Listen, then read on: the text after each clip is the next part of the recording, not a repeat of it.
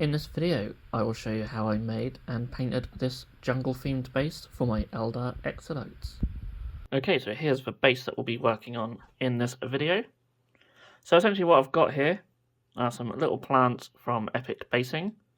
These were STLs that I bought and then printed, but you can actually buy the physical pieces as well if you don't own a 3D printer, which is really cool. For rocks, I basically just made myself digitally and then 3D printed, done different sizes and whatnot.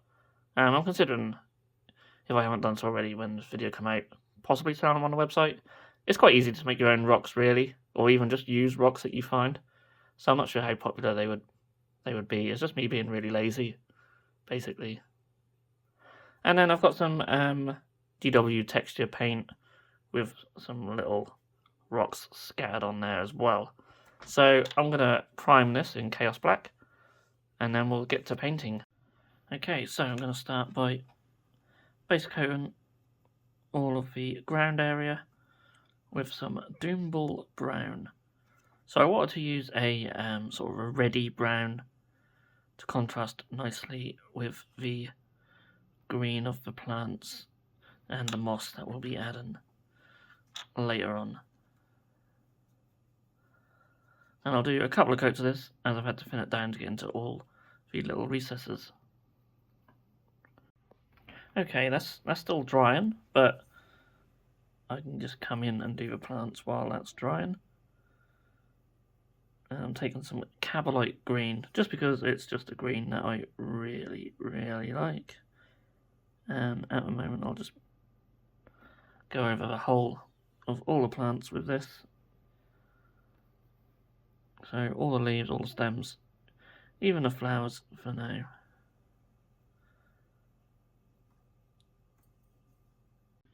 Next up, I'm taking some Storm Vermin Fur, and this is going to be for all of our rocks.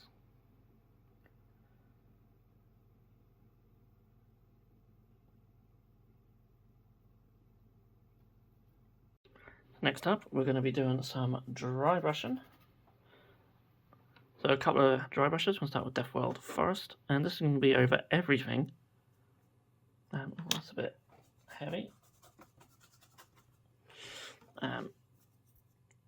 We want a little bit lighter than that, but what I want is to get a sort of greeny colour over the rocks.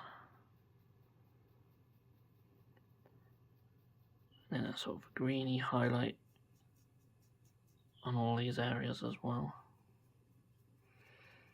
And also highlight the plants. So this is just so I can really churn these bases out quickly, as I have a lot of them to do. And it ties everything in together really nicely. It's probably a bit heavy on a dry brush than I would have liked. The brush might just be a little bit damp maybe. Still, it's coming out alright. And you see it gives a sort of mossy effect on the rocks, which is what I want. You want them to be sort of fairly green.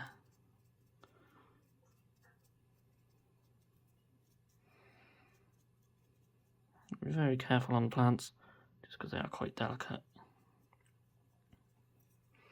And I'm going to do the same again with Auric Flesh.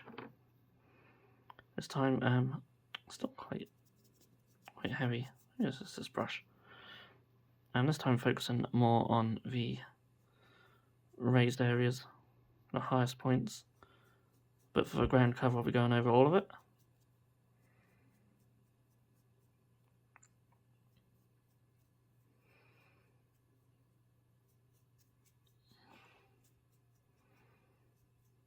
And with the plants as well.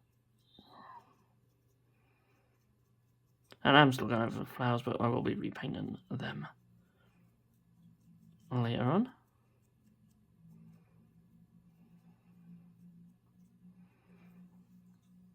Now I'm dry brushing again, this time in Moot Green, and I've switched to a little old makeup brush here. And going very light just on the higher areas. Add a little bit of variation colour, and then I'm going to pick one of the plants. We'll take this grass, a little clump of grass, to go over them, but I won't go over the other ones. This just makes them look a little bit different to the other ones. Make them look a bit brighter. a little bit on this one as well.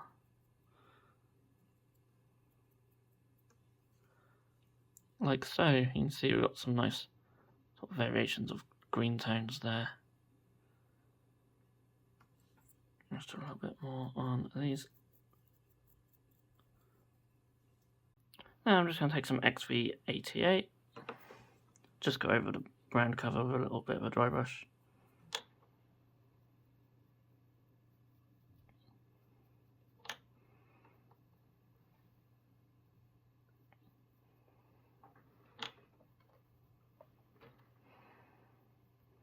It's quite subtle with the colours already under there. It just adds a tiny little bit more of a highlight. And I may even go just one step lighter. I'll take some Hobgot Hide. And again, just go over the ground cover. But just very lightly, just in little areas. So lots of variations of colour happening in these areas. Go a little bit closer to the plants. I'll try and keep some of the sort of base colour sort of near the plants to sort of represent sort of shadow areas to a degree anyway. Could always put a wash in there to darken them down. And of course if you want more contrast between the highlights and the base colour, then a wash probably wouldn't be a bad idea either. So I haven't been doing that on my other bases, but for purposes of the video, let's stick that in, shall we? And I think I'm going to grab a contrast paint just to wash in. So on my so-called palette here, I've got some Cygor Brown, which has been thinned right down. And I'm just going to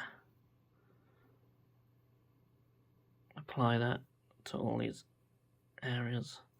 So add a little bit more depth to the ground cover.